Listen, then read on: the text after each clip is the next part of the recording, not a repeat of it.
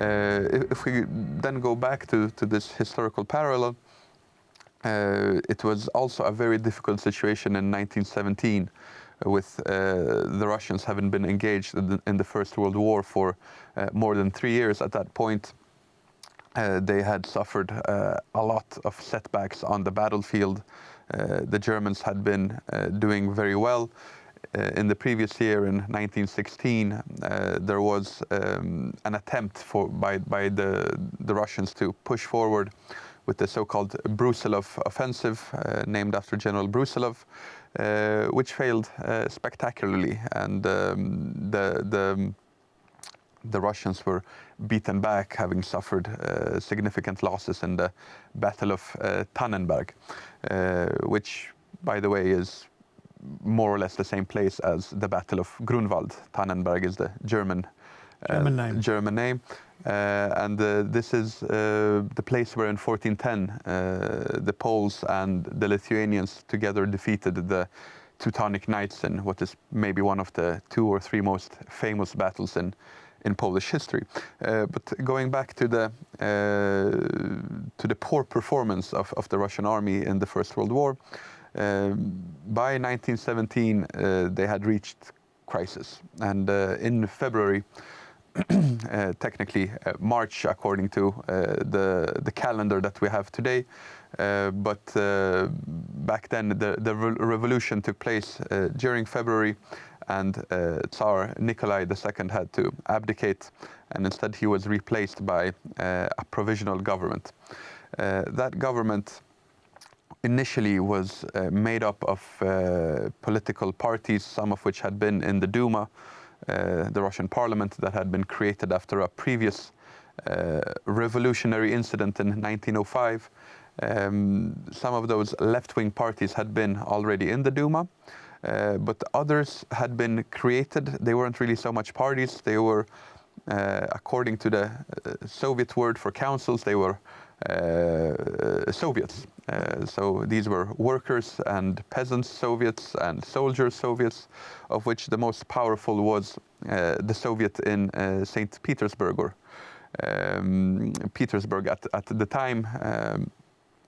And there it was a very strong feeling that the February Revolution hadn't gone far enough among these Soviet council members. At the same time, this temporary government, provisional government that was in place, they had decided to continue the war, and the war was the main factor behind the original February Revolution. So people were very unsatisfied by that decision.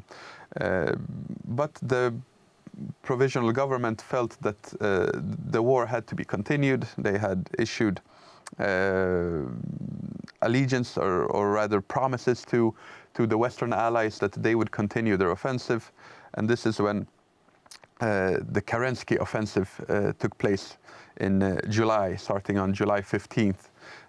Kerensky had decided that it was time to launch a major offensive, but the people were simply so tired that immediately upon hearing on this, the day thereafter, on July 16th, the so-called July Days broke out, a severe case of unrest, especially in the capital city, St. Petersburg, but also spreading far beyond. This unrest was mainly led by disgruntled soldiers and the most radical faction of these left-wing revolutionary groups, the Bolsheviks. During the July Days, for 4 days, the rioting was very severe, but at the same time, it led to changes. Kerensky became prime minister himself. He appointed a man, Lavr Kornilov, as the commander-in-chief of the Russian army, who, after having seen what happened during these July Days, believed that more order was needed in the Russian in Russia for the war to be able to be continued. He suggested that the death penalty had to be put back in place at the front lines, so soldiers that would be refusing orders could be executed without any long processes taking place.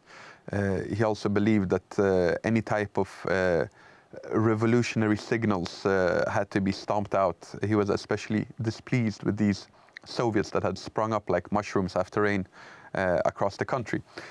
Adam, as usual, the clock in the corner of the room has ticked away, so I'm going to have to ask you to pause there, but we'll pick it up next time. There we are. I've had to interrupt Adam almost in mid-sentence, but fear not, if you join us next time, as we hope you will, we'll pick up the story. In the meantime, thank you for watching Poland Daily History.